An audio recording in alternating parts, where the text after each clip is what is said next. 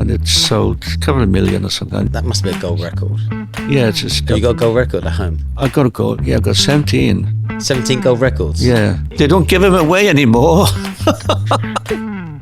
Welcome to this another episode of Pints of View with me, Gary Goldsmith, your host here at the Cavendish pub in Marylebone. Now, I'm absolutely delighted to be joined by a Knight of the Realm. He's one of the locals here, an absolute face, and he's an absolute darling, Sir Karl Jenkins. Now, Karl. Yes, Gary. I love the fake yes, Gary. Always slightly nervous when Julianne's not here and your missus ain't here. We always get in trouble. So this is going to be funny. Composer extraordinaire. I will give you a proper and a formal introduction, and I will mess that up considerably, and I will need you to correct me. Okay. So today I'm expected to be corrected all the time. Is that okay? Yeah, that's fine. But I'm out of my comfort zone when I'm talking about classical music. That's all right. Because we talked about Beethoven's music, the next, and that's is it Beethoven? Mozart. Mozart. You said Beethoven, but you meant Mozart. I That's think. exactly what I thought. Yeah, I'm a massive fan of Whichever. classical music. Yeah. That's how we got talking once. That I didn't know what the shit I was talking about, and he corrected me. So if it's okay with you. Every time I get a guest on, I write a poem. Go on. It's not my best work. You realise why I actually got a job in recruitment, because I can't fucking write. And actually, my dyslexia, after quite a lot of non-alcoholic beer, has taken me to the dark side.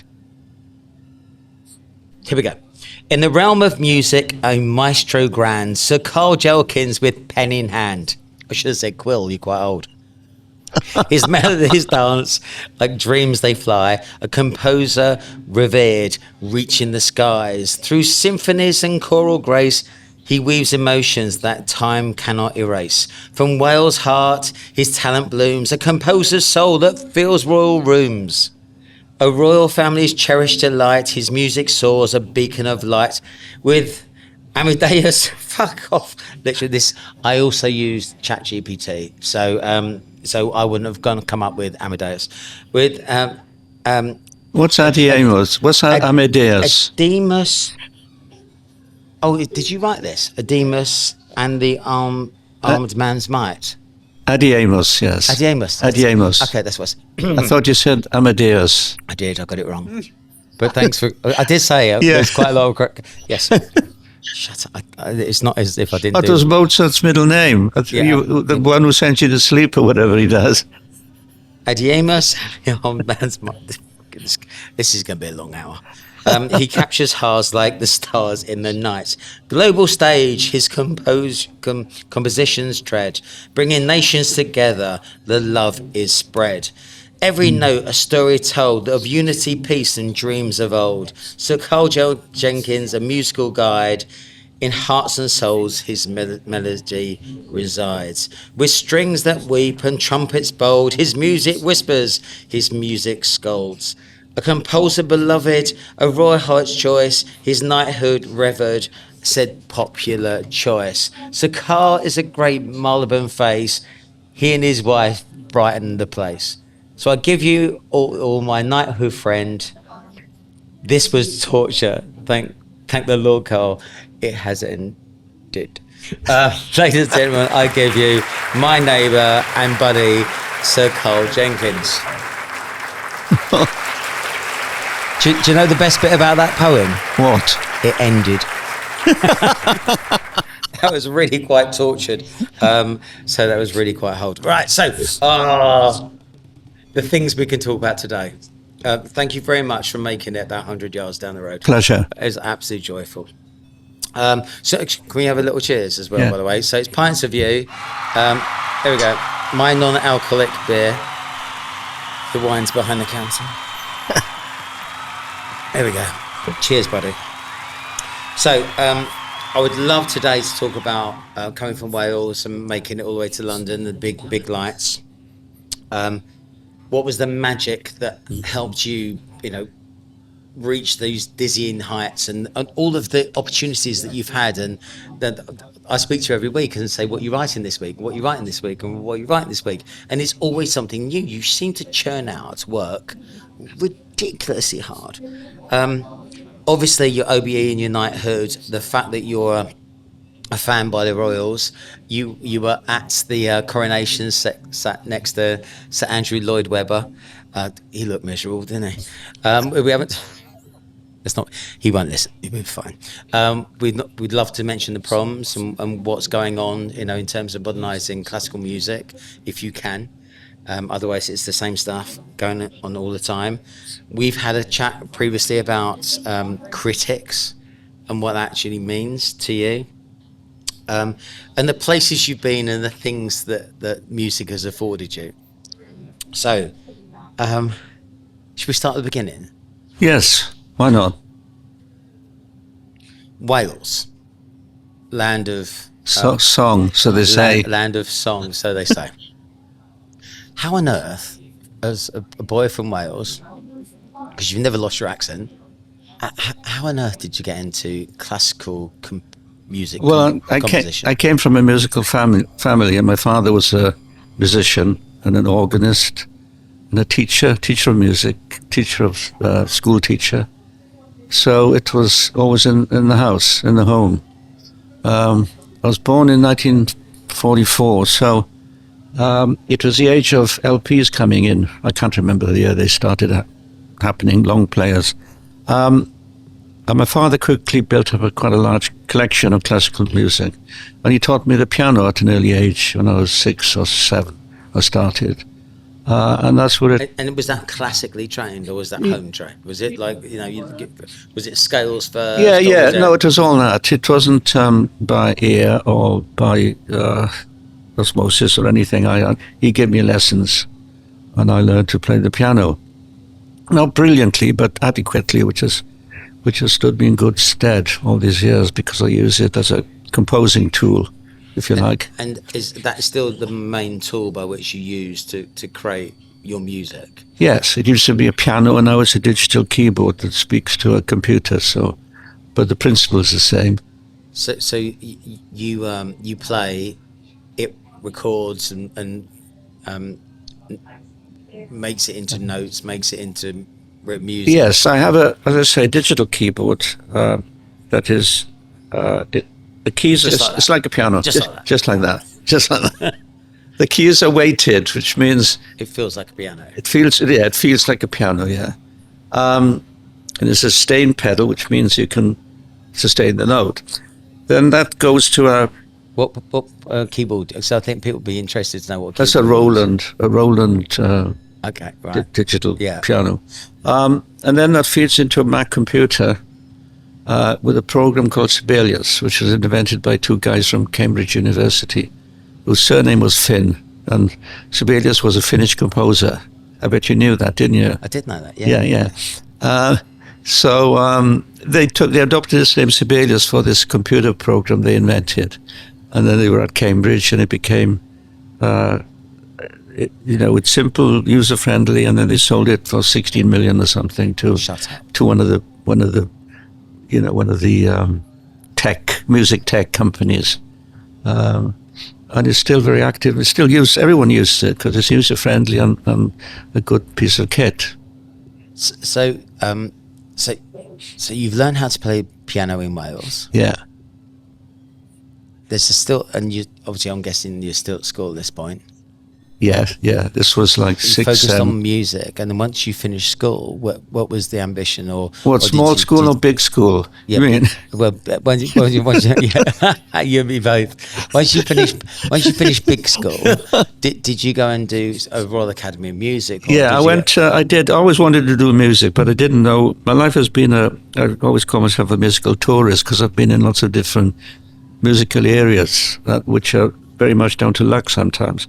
But when I did a Lim Plus and got to the local grammar school, which was had a fantastic music education department. There's a school orchestra. There were instruments available to learn, and of course at that time all this was free to everyone and anyone. Of course, as was education. Yeah.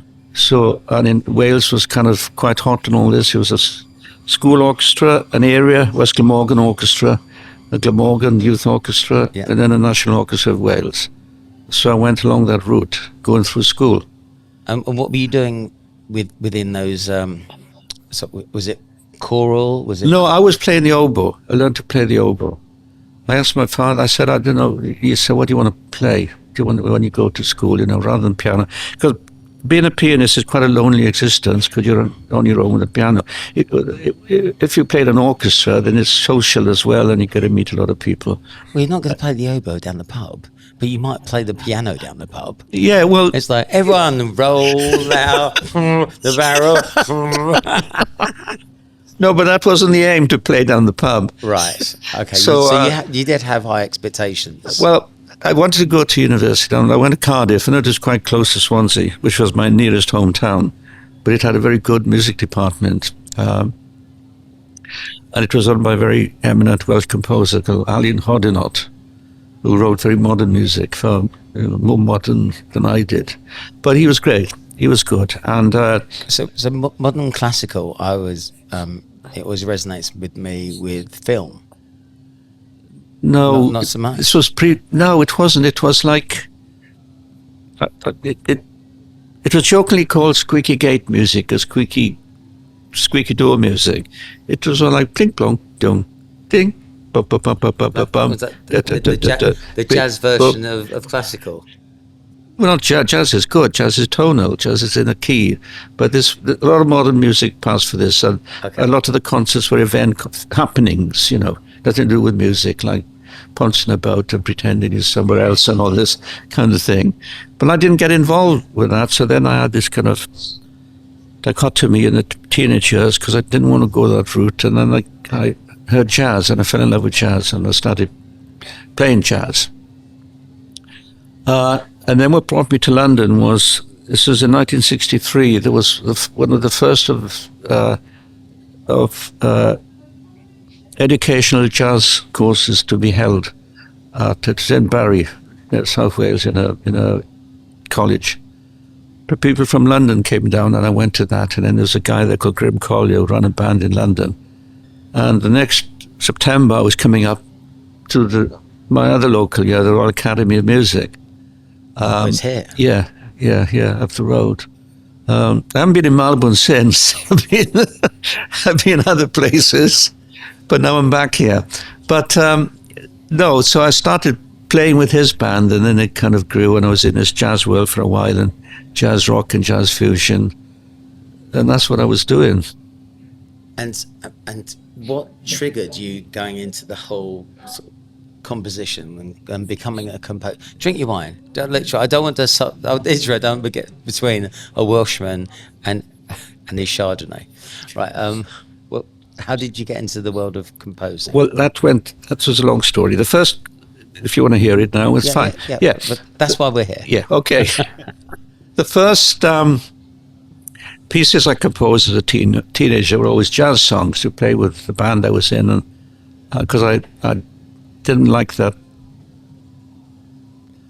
music that was called serialism. You write a row of notes this way, then you write them backwards, and then you turn them upside down and backwards. It's all very mathematical and not tuneful.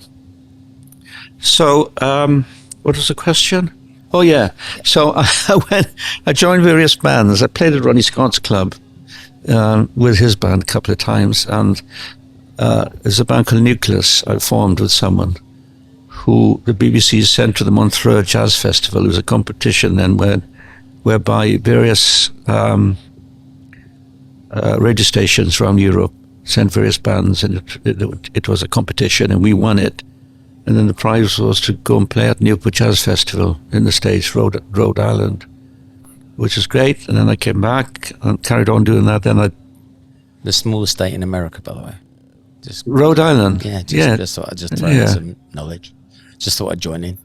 Washington D.C. isn't a state, is it? Yeah, it is. Yeah. It's not smaller. But Rhode Island is the smallest state in America. Okay. Right. Well, Alaska's the biggest, but carry on. Where was I? Yeah, no, sorry. Yeah, it's all right. I'm Soft absolutely Machine, dead. Soft Right, Machine, yeah. So we toured a lot with Soft Machine. It was quite a well-known band. It wasn't massive, but it was one of those that's always in the books, as being seminal, as they say, and influential. That went on for a few years. I toured Italy a lot, France, the east coast of America, made a few albums, and then that kind of came to an end. It dribbled away. There was no farewell concert or any goodbye tour or anything like that. Not like Elton with like 3 goodbye tours. No. Right. So, but they were enjoyable days, and old bands died off slowly. One died last week, sadly to say. But with the demise of the band, I went to work with. I played keyboard in the band as well as saxophone and oboe. There's two keyboard players. So the other guy and me, we went into business together to do any jobs that came up to do with music, production, arranging, adverts, cinema, whatever. Anyway, he had a girlfriend called Priscilla Scagno. She was an American model he lived with, and she used to model mainly hands and feet. And she was Knees and toes. hands and feet and knees and toes. Yeah. I don't think knees or toes. No. Sorry. It's all right. It's fine. Anyway, she worked for a very famous. Maybe he wasn't so famous, but he's a brilliant still photographer called Mike Bukowski. He was one of those many East End photographers. I don't know whether they're all East the End. David Bailey Yeah, generation, exactly. yeah. David Bailey, Donovan, I don't know, is it Duffy or something? Yeah. He's one of all that. And he used to shoot commercials, and he was shooting a Boots No. 7 commercial called Changing Faces, which was a headshot of a girl with no makeup, and then the makeup would appear on the face. That's sort of magic, Obviously, they're going to stop frame or whatever, and paint a bit and take it and paint a bit more, Yeah. But it was a very iconic ad at the time, and we arranged a song with copyright clearance. First, I always get the wording wrong. First time ever I saw her face, or ever I saw her face, or something. Was it? Not when I saw her face. Not the Monkeys. No, not the Monkeys. Now I'm a believer. no, that one. No, the first time I ever saw her face. Anyway, it's irrelevant. We did an instrumental arrangement with an amazing jazz tenor sax player called Dick Morrissey, who was around London, and he played the tune. And it was a synthesizer backing.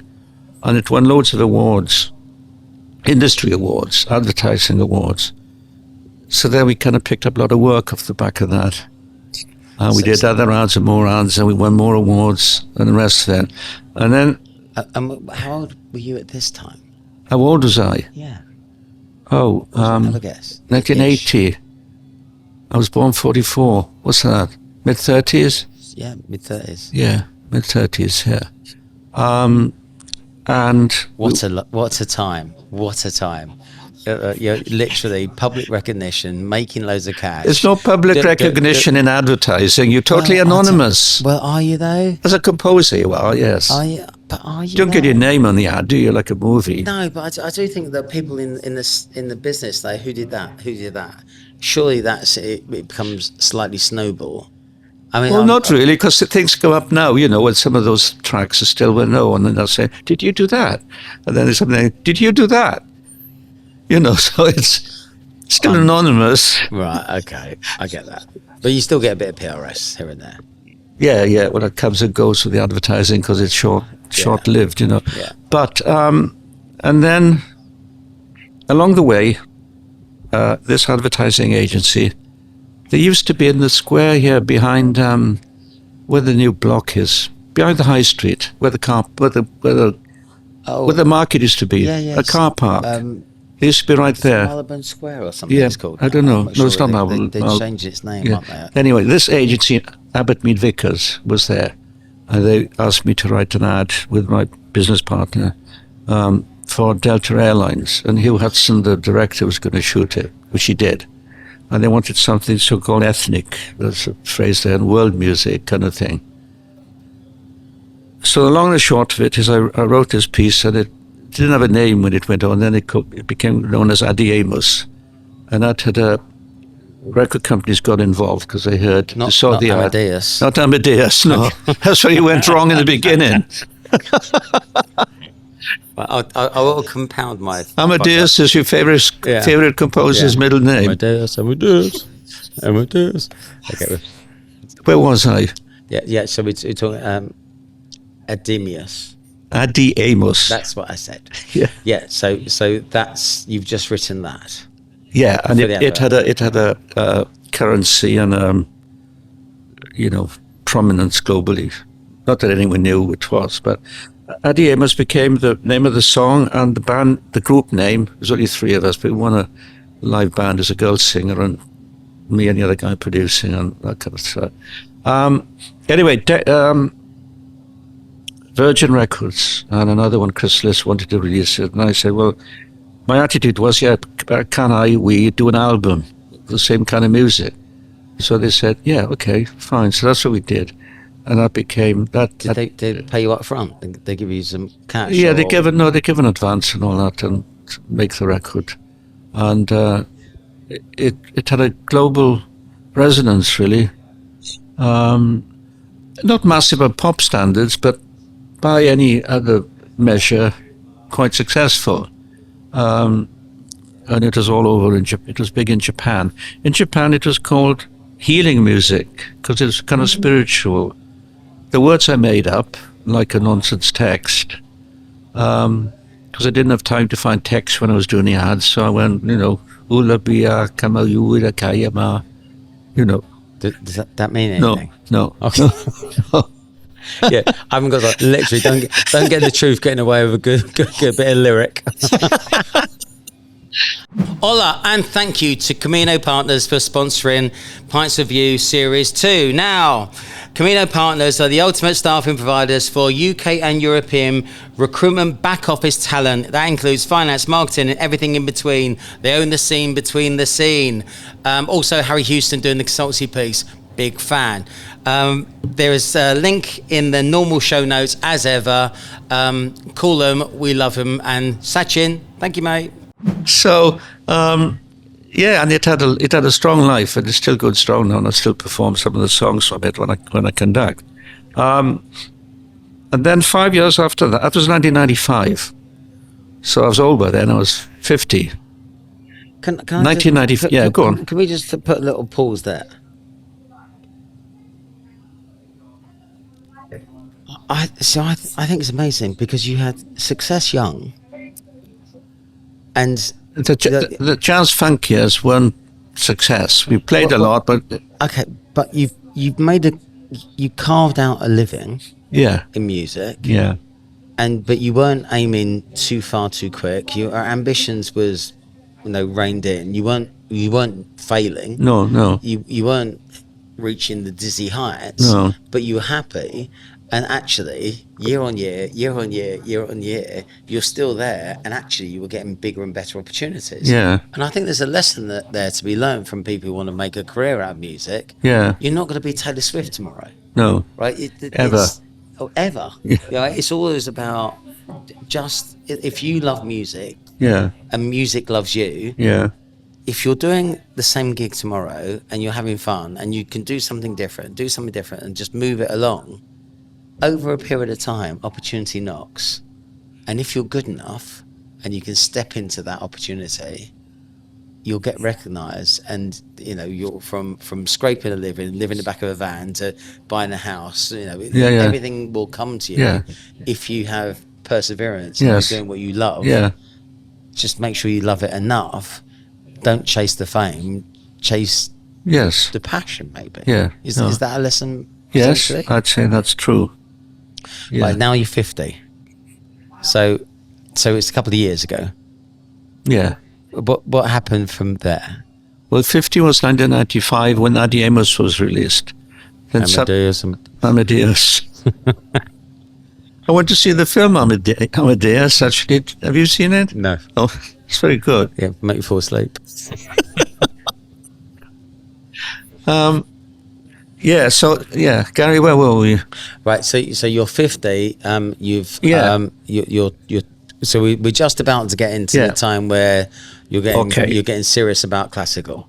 Yeah, and it was actually there's a huge kerfuffle in the UK, well, not the UK music press, and a bit broader than that, or narrow actually, between Classic FM, the radio station that had started, and what constituted classical music. And Adiemus was falling between all the boxes, because it had elements of everything, and So it's contemporary, but of a style alike. Yeah, the singing style was kind of world music, really, if you think of, made up words. Yeah, well, that was me. I'm sure they've got their own words in wherever. Right. Made up words, and it was a bit like scat singing in jazz. When jazz people go, ba-do-ba-do-ba-do-ba-do-ba-do. Know what I mean when they get up and yeah. So theoretically... Did I ever tell you that Cleo Lane lived down the same road as my dad?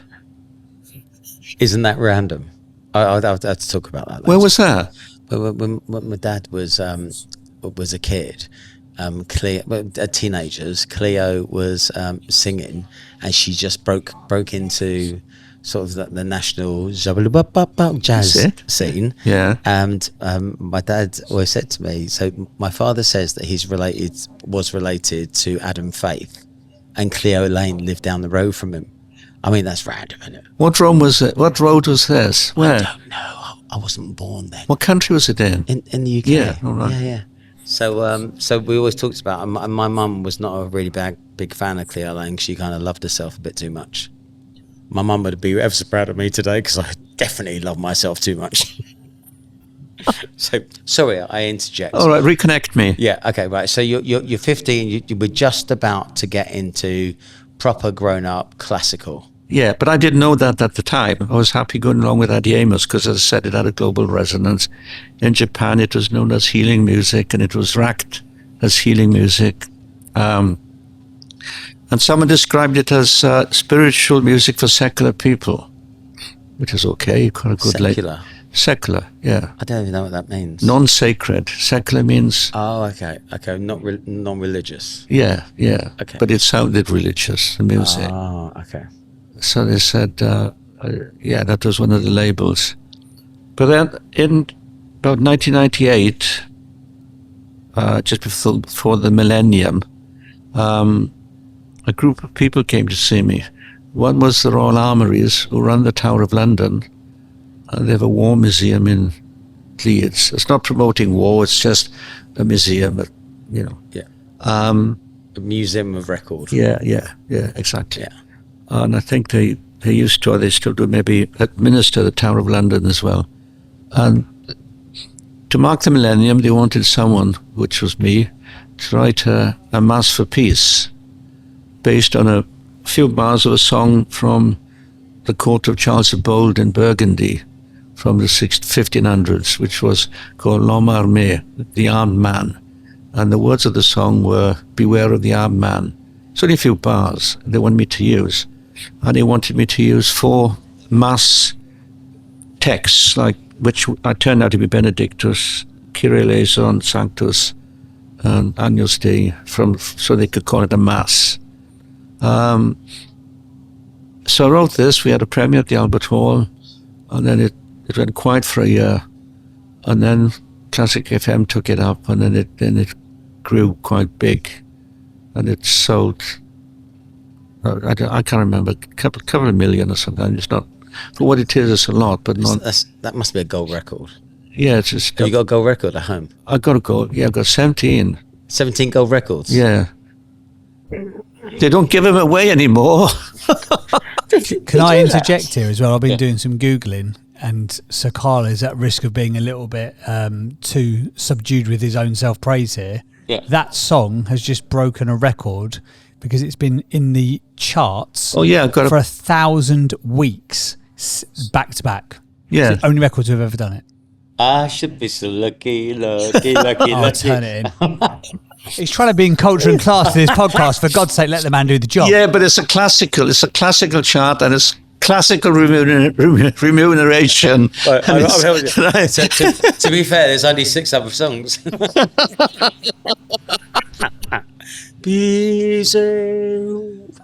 Right, that's unbelievable. Yeah, 17 gold records.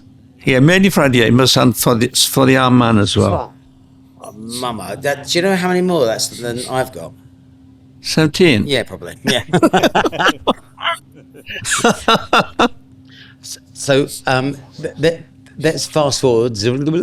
Yeah. So then after that, Virgin Records didn't know what to do with me because I'm moving towards becoming a classical composer, and they were Virgin Records, as you know, do what they do. So they had a meeting with because they were owned by EMI. So you or Tubular Bells? I mean, where they're going with that now? I was on Tubular Bells on some, not on the recording. No. Yeah, on the TV show he did. Because he did the album on his own, but he needed other people when he did. We're going to have 15 minutes. I'm not even sure we're going to play games today because we're going to go through all the people you know. Did you do anything with the Beatles? No. Okay, we're going to play games. Oh, I played on a George Harrison track. She did. No. She did. No, I forgot all about it. I was totally anonymous. I was a saxophone player in the sax section. Oh, this is going to be brilliant. And we came in, and this guy came up to us. I think it was a big producer. He did all that, Wall of Sound and all that. American guy. He shot someone, didn't he? Did he murder someone? What, Tupac? Who's Tupac?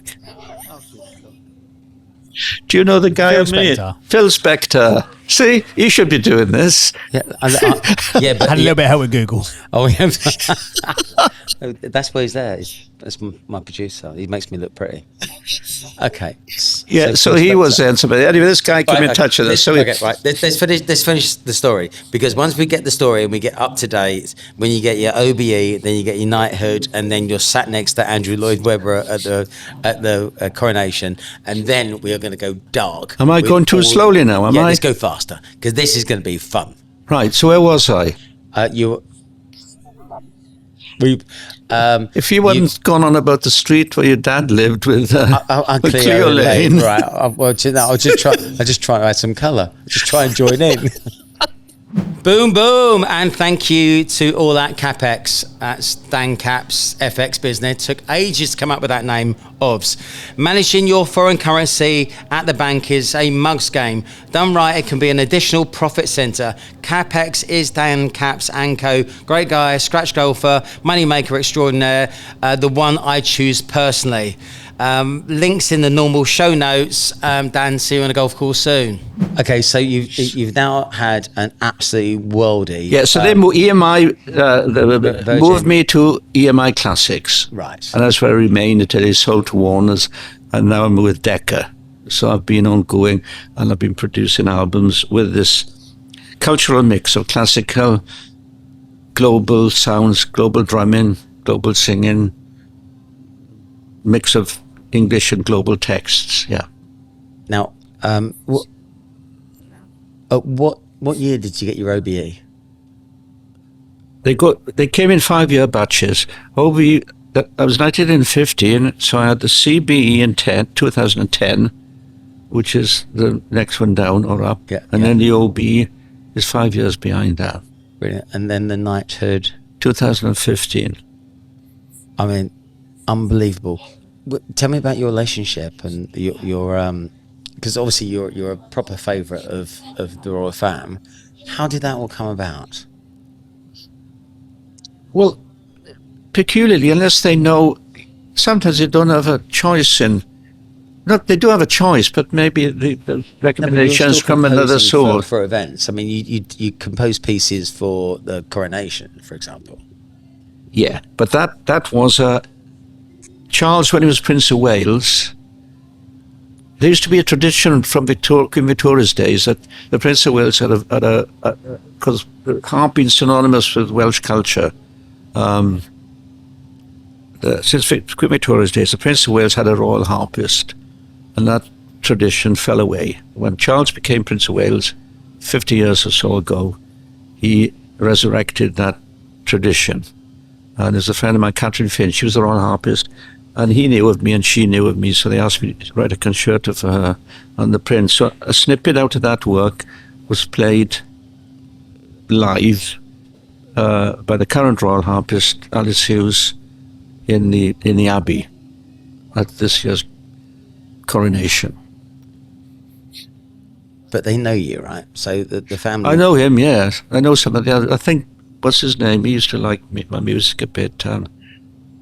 Prince Philip. But he was funny. I wrote a fanfare for Poundbury. Poundbury is this place, this village in Gloucester that Prince Charles built. You know, it's old architecture. Not old, it's new build, but it looks ancient. Yeah. Yeah. And they were coming. The royal party went through Waitrose first to look at the goods at Waitrose because the royal, what's it called down there? The place. What's it? It's not Sandringham. Cornwall, isn't it? That Chi of Cornwall. Yes, yeah. They sell in Waitrose, don't they? Yeah. Yeah. So anyway, they came through and he came here. He said, I hear you writing a piece for us today. I said, it's a fanfare for brass. I said. He said, oh, very good, very good. I said, you won't hear it because you're going down the other end by the time it gets played. So he came back to me and said, well, that's good because I won't have to say if I like it or not. It was brilliant. It was you actually got quite a lot of airtime during the coronation. You were there with Andrew Lloyd Webber, who literally looked like his face had been slapped. It was so miserable during it, and you looked really quite joyous and having a good time. It was a beautiful thing, and I think you're a very humble and a very beautiful soul. Should we talk about some of this? We'll talk about Rod Temperton.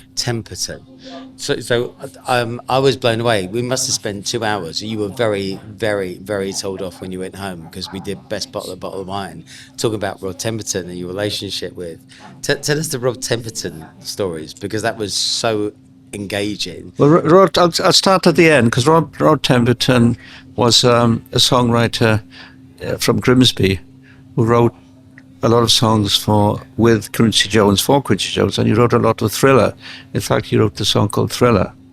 As a lad from Grimsby. Yeah, he went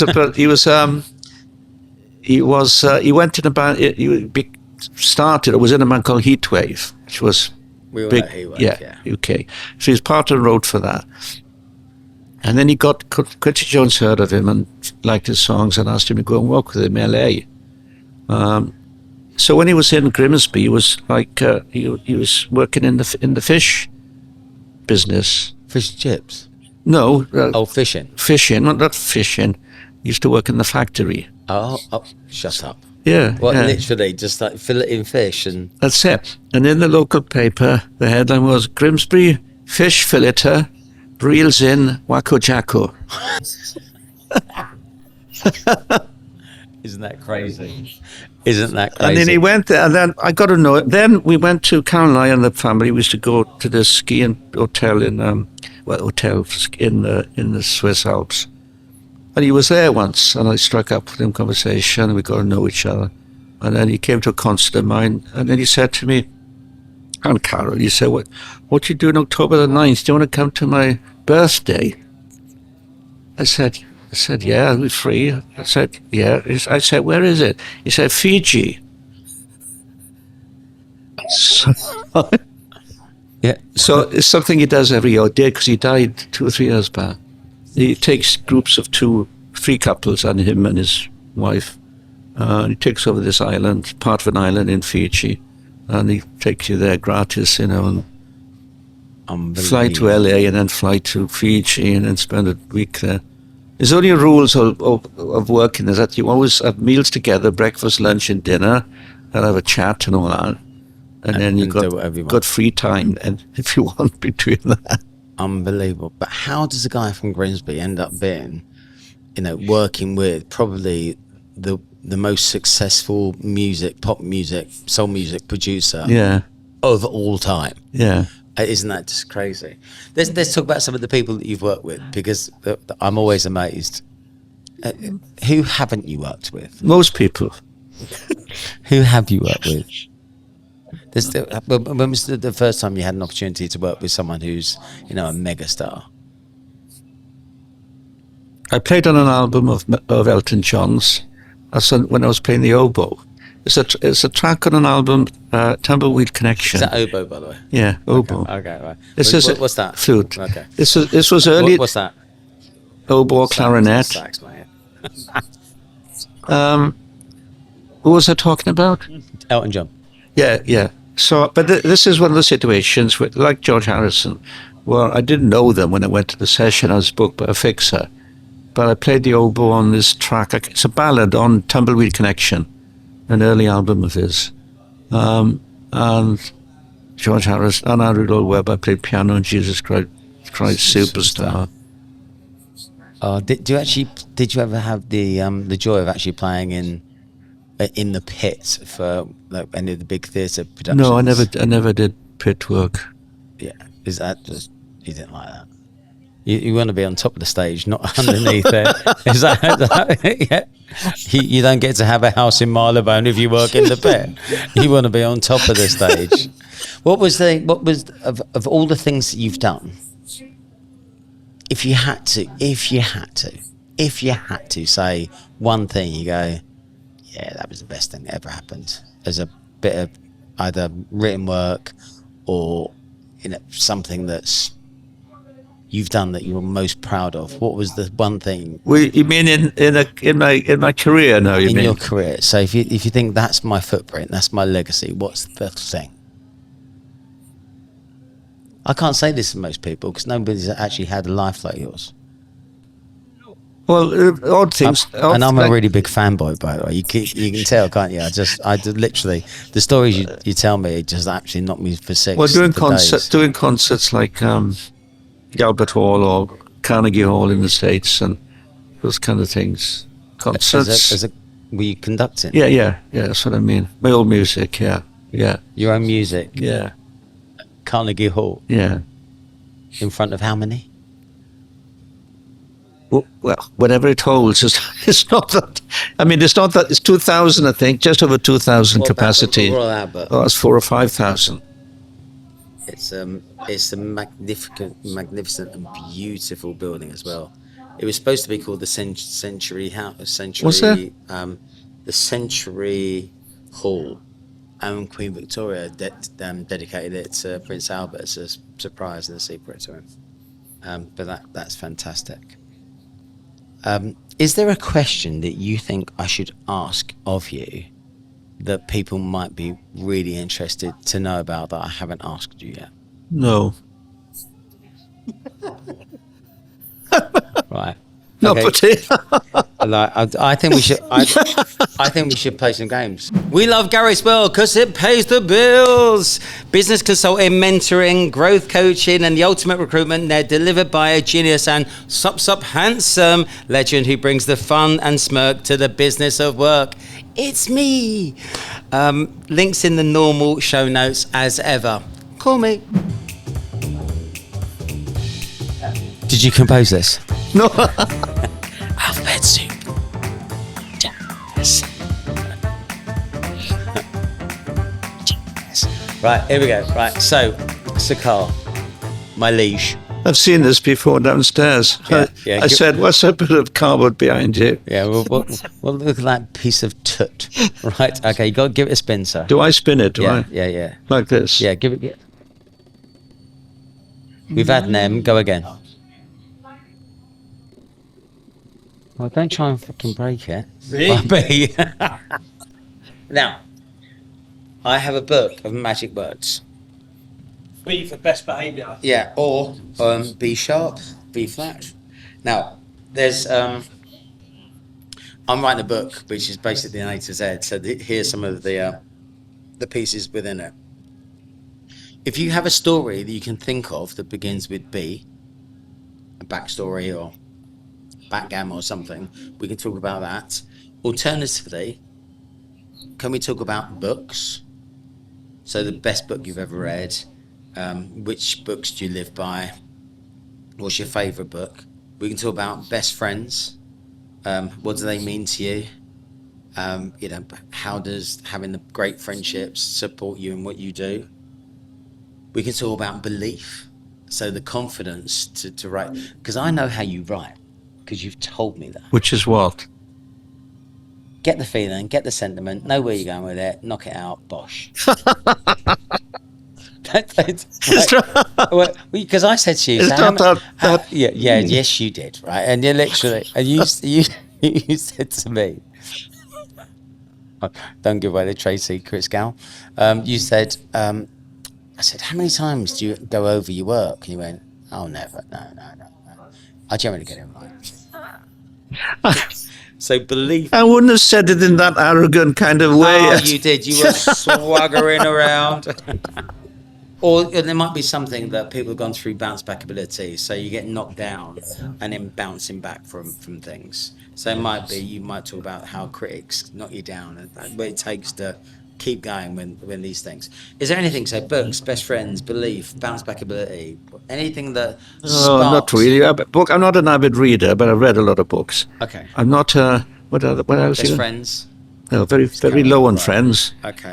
We got one. What's the other one? Belief. So, that confidence to actually take on gigs. Oh, belief in what I'm doing, you mean? Yeah, so you were doing something for... Yeah. What was that squadron? That was I think last time I spoke to you, you were writing a piece for...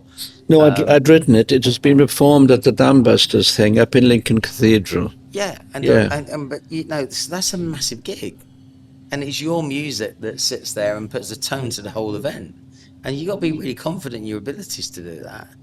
Yeah, or maybe the bounce back ability. Because when I spoke to you and Carol, it's like, do you know what? Sometimes when you get critics, it fucking hurts, right? It's like, but I've got to. I don't look. All right, we're going to talk about belief. I suppose that.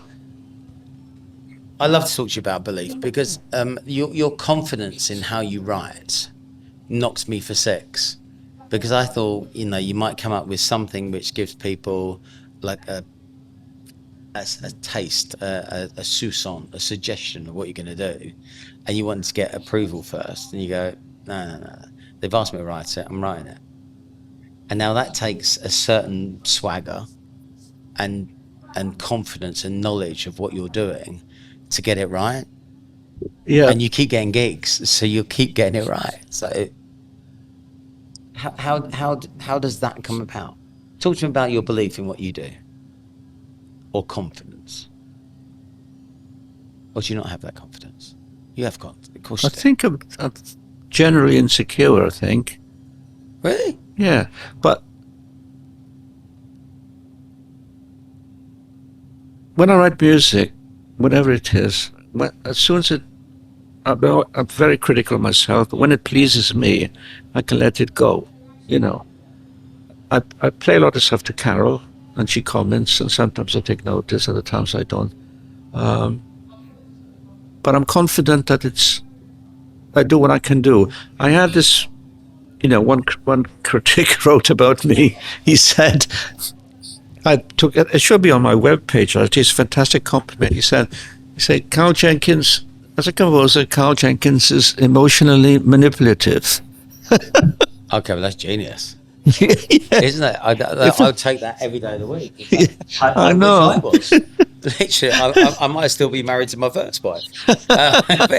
If I had those skills, emotionally manipulative. That means I can, by some trick, I can move people or make them sad or happy. You know what I mean? It's like a trick I've got. That's what he's... But that's a golden gift, right? Isn't that what... I think so, yeah. I think so as well. So if you take on a commission to write a piece of music, yeah, and then you kind of charge by the hour working on it and the thought process that goes into it, and then you can deliver what you think is something that you're proud of. Yeah. What's the process? So it's thinking, getting a sentiment. I know you did a piece and you were talking about animals and oh yeah, that what was that one? Ecological stuff and all this, the planet and stuff. Yeah, so there was that 4 movements, weren't there? Yeah. About the whole of nature. I sound like I know what the fuck I'm talking about. I haven't got a Scooby, but there were 4 movements in 3. it. 3 movements. Oh, damn you, chastising me. But there were 3 movements in the piece. But so you've come up with that idea, and then you choose the instruments that you're going to use that give that sense Yeah, of no, I was feeling. given the instruments, which is the National Youth Brass Band of Great Britain. So it's commissioned Okay, for so them. it's brass. Brass, yeah. Yeah, okay. So Yeah. there's no oboes. No oboe. Okay. No. Yeah. Brass. Yeah, 3 movements. First one is Scorched Earth. It's to do with heat. Volcanoes, earthquakes, like hot stuff. Yeah. And the middle one's to do with, it's called Blue, which refers to the blue whale, and blue being the ocean. Yeah. And that's slow and grand. Yeah. And then the last one is Flight, and it's to do with people and animals fleeing their own environment and going elsewhere. So once you've got that thought process, then it's head down, Yeah, do each movement. yeah. And do you have to do a movement and then chill your jets? Yeah, have a cup of tea, the guy, come to the pub, see me, yeah, go back. that's it, yeah, go. a bit like that, yeah. Yeah. And the guy's come up 3 times now. He's a fabulous bloke. He's big in the brass band world. And I play him a movement, and he says, great, so that's 3 times, so... So you have to have that element of belief to take on some of these Yeah, I gigs, do. But once I've hit my mark, I've got confidence, because the people who come to you know what I do, Right. by reference to Yeah. things they've heard before, or what I'm well known for. So they know I'm not going to suddenly go, clink, plonk, bosh. Yeah. Ah, so lucky. Look, you're not going to break into a bit of Kylie. Right, I love that. We're going to move on because we've done a lot here. Big shout out to all Hapstar, Darren, Adam, Dan, and of course Stinkerbell. Now, what is happiness to you? Imagine Hapstar being a unique tool that helps staff be happier, a genuine and proven scientific approach to compel staff to stay longer, get to that magic 3rd year. And we all know happy people make you money. It's absolutely fucking brilliant as a tool. You've got to check it out. It's a game changer. Smile and dial, Hapstar. It's emotional. So I'm going to take you to a desert island. if Yeah, you go on may. then. Yeah, You're up for that? yeah. Did you write this one?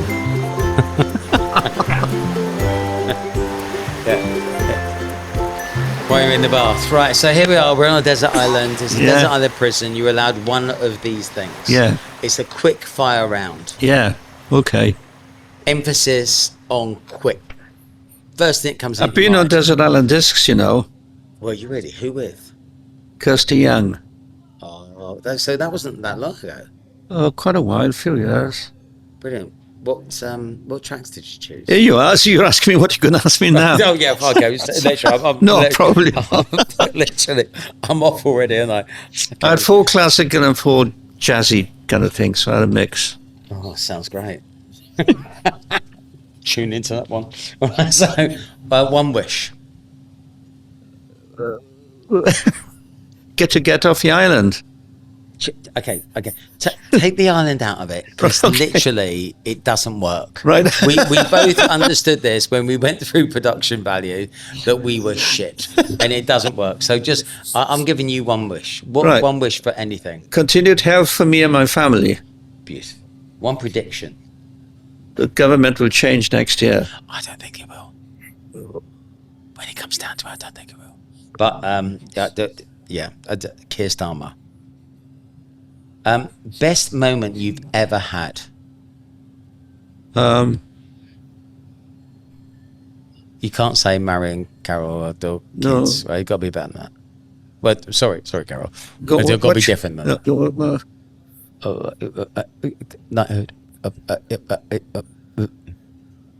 Welsh. Highest place, World Cup. highest place living composer in Classic FM Hall of Fame Is that where you are?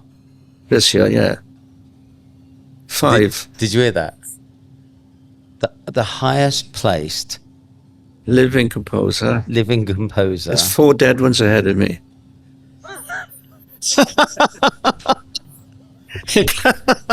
Wait, it doesn't bode well. Oh God! It's You- Classic FM's Hall of Fame. Oh my God, you're next on the list. Right, one do-over. If anything in your life you went left, you could have gone right. One thing you could have changed. No, I had a notion at one time maybe I should trying to become a film composer. Yes, you'd have been brilliant at it, Yeah. and with the cash. But it never happened, and I didn't pursue it. Who was the guy who did Jaws? John Williamson, eh? John Williams, yeah. I mean, you could smash it. He's a bit Welsh. Must be Welsh, isn't it? Name like Williams? There's a lot of Americans called Williams. Oh, okay. And Jenkins. Yeah. One guilty pleasure. My one guilty pleasure, So you have white wine. white wine. That's not guilty. You should be absolutely fine with that. Yeah, I do, but I haven't got anything secretive. It doesn't even be secretive. No, but somebody said George Michael the other day, so it's all right. so it's all right with that. One person, either from history or currently, that you wish you could meet. So wish you could have met or could meet. Miles Davis, jazz trumpeter, musician. Yeah, do you know, a pound to a penny, he was going to be a jazz musician. I still struggle with jazz. It annoys me because it's, you know, when I just want to know what's happening next, and you don't, and it. Well, you don't always. So, wow, man, I wasn't ready for that. It just upsets you. It's not good for your heart. I reckon more people die. You've got a cultural musical icon, the only one of the top 5 composers from Classic FM sat in front of you, the only living one left. And you're slagging off jazz music to him because of a Miles Davis wrestler. Can you also do your impression of jazz again for the listeners who wanted the replay? I'm so sorry, Sir Karl. I'm so sorry. It's fine. I just want life to be a little bit easier and just like go on, music, give me a cuddle, not fucking upset me. Right. Anyway, you have to have one food type style. Italian. Oh. What's your favourite Italian? Place or food? No, it's we're going to go for both now. If I had to eat one cuisine for the rest of my life, it'd be Italian. Okay. If I had one meal to have, it might be French, something. Okay. So what's your favourite Italian in the manor? Don't know. Okay. I do know, but I'm not good. Why? I go to one that's not very good quite often. Why'd you choose to go to one that's a bit shit? Bella Italiano. Oh, the spaghetti house. Oh. Yeah, okay, we're not going there because I'll pour you another wine and we'll get that out of you. One luxury item you can't live without. Piano. Bien. The mantra you live by. You want it, son? I'll sing it. I don't have a mantra, but in the last piece of music I wrote is a mantra called the Gayatri Mantra, which is about the universe and seeking truth and all this stuff. But that's really deep. it's in Hindu. It's in Hindu? Well, it's in Indian or Sanskrit. I love that.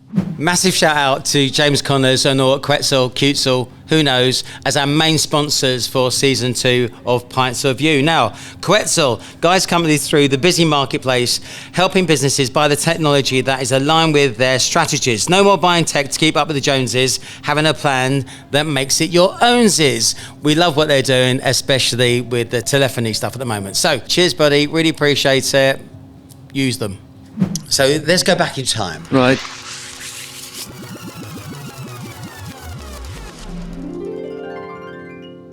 Did you write that one? No. I just assume now. 5. Right. I do love you very much. It's very funny. It's quite funny. Every time I might be sitting here working in the pub and Carl walks past, it's like a tractor moves like, oh, shit. Dong. And you just know you're going to get in trouble. And it's either Julianne or Carol comes finding us. Yeah, it's very funny. Just talking about absolutely random shit. Right.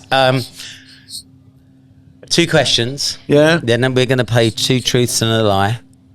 And then I promise I'll let you go. I can't do this. We can. We can. I'll tell them, yeah. Right, so your 18-year-old self. Yeah. Given the amazing life that you've had, and the enormous success that you've had, and what a beautiful soul you are and a great family that you've had, what advice would you give the 18-year-old Karl before he was Sir Karl? What advice would you give that little whippersnapper?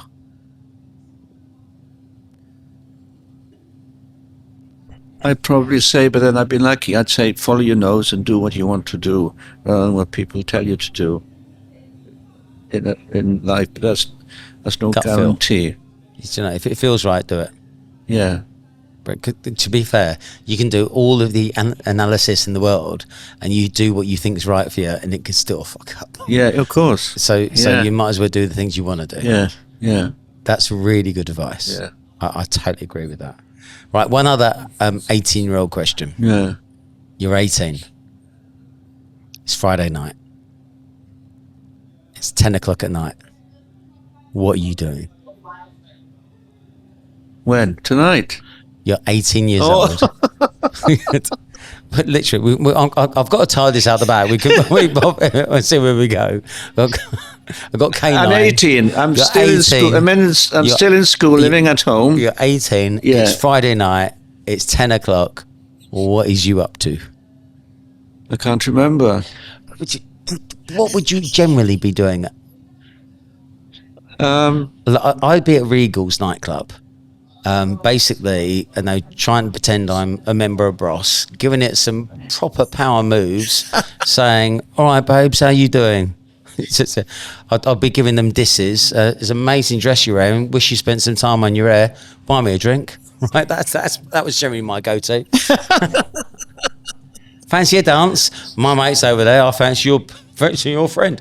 Right, so that's what I would be up to. I lived in a small village on the coast in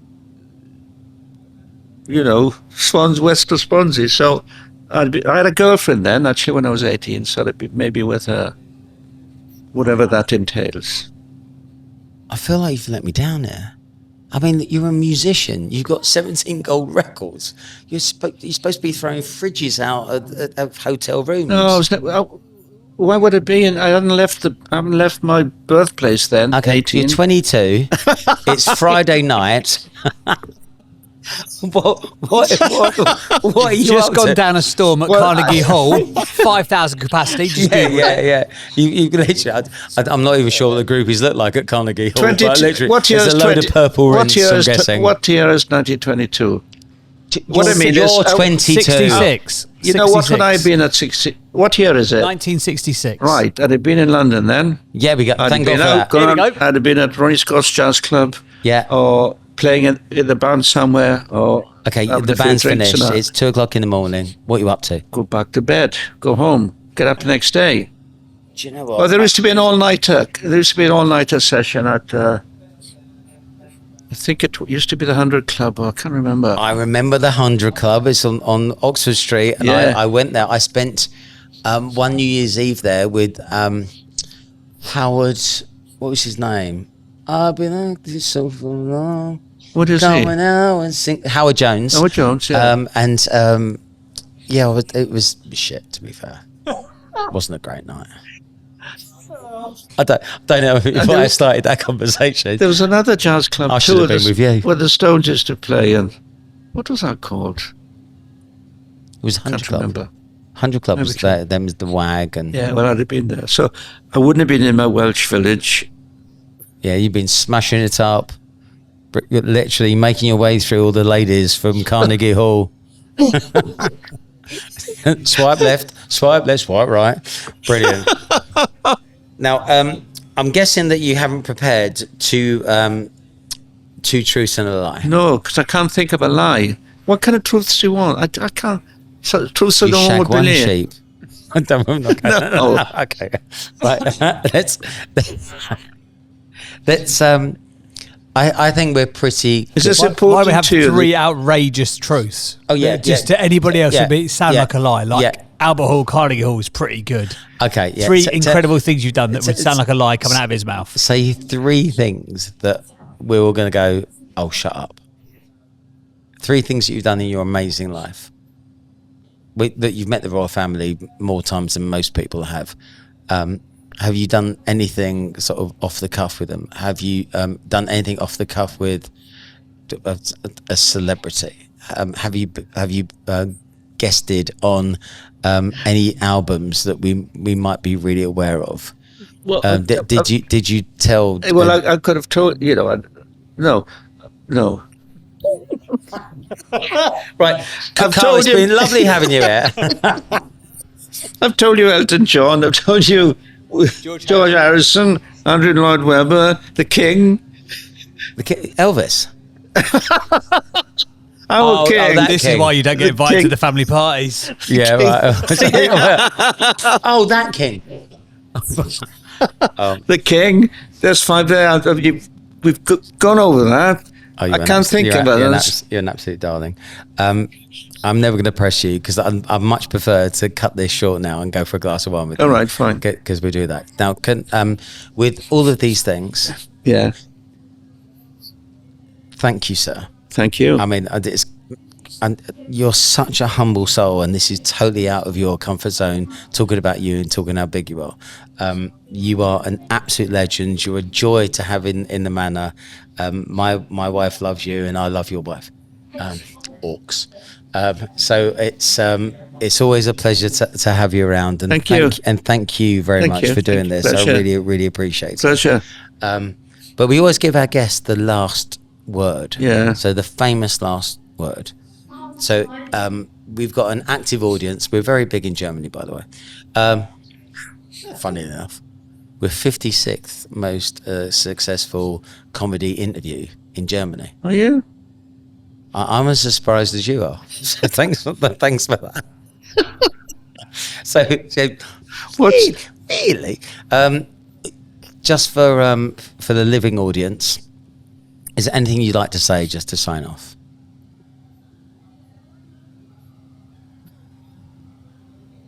Thank you, Gary. I've enjoyed it. It's been great. Classical rocks. Right, brilliant.